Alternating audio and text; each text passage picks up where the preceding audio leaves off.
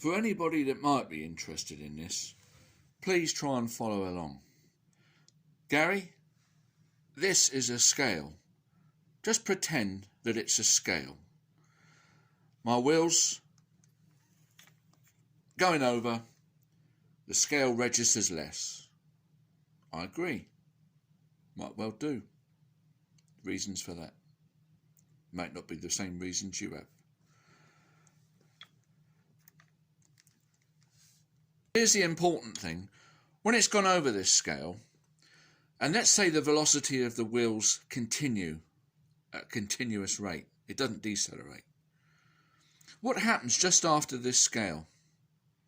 You're talking about not having a scale either side. But if we were on the ice or the surface of the earth, that doesn't apply, does it? Well, could we not put another scale straight after?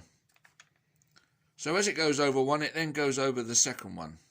Now, what do you say happens to the second one, Gary? If it's registering less on the first one, does it not follow that it would register less on the second one as well? Have a think about that a minute. And once you recognise that, indeed, if it registers less on the first one and it continues at the same velocity, it's going to register less on the second one, and continually, as it goes over each of these scales, it will register less, won't it? Are you going to deny that? Do you deny that? Well, if that is the case, then what possible difference does it make if we turn these into a circle?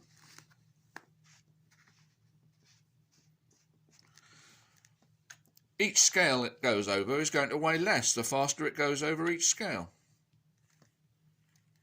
Is it not, Gary? The answer is yes, of course. So if it's registering less on each subsequent scale, then if that was replaced with one scale, it would also be registering less continually. I can't see any other logical outcome than that. But moreover, the arguments I make at the start of the videos with drawings, which may seem pointless, are to in fact get you to commit to your own self-perjury. You trip yourself up with your own arguments, because yet again you're reinforcing this notion, which I'm pleased about, that you have to go from one house out of gravity, through gravity, to outside the gravity in another house again. You continually make that assertion that there's no gravity here, gravity, no gravity. You reaffirm that assertion. And that is your undoing, isn't it? Because nature's not working like that on the surface of the earth. This weight rolling along the floor is never out of the gravity. I and others continually point it out to you. You're delusional by refusing to accept it. There's no escaping the gravity for this roller. So the house to house analogy is ridiculous. It's not relevant. When we roll the thing down the ramp and at twice velocity it goes 4 times as far, it's never out of the gravity, is it? It's always in the gravity. And you keep saying, well, it has to go from without to within to without. It has to escape the gravity. And you're saying this goes 4 times as far because the force of friction is less. Well, the force of friction is twice. It's in the gravity twice as long.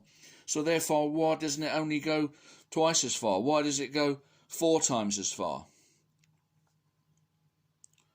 The point is, it's always in the gravity, constantly. And yet you say, oh, it has to go from without to within. Well, make your bloody mind up.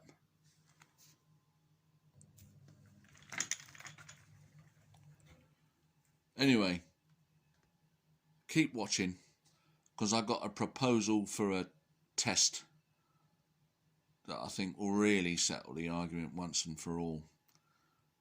And I can't see how you could find an excuse for it. So that'll be coming next.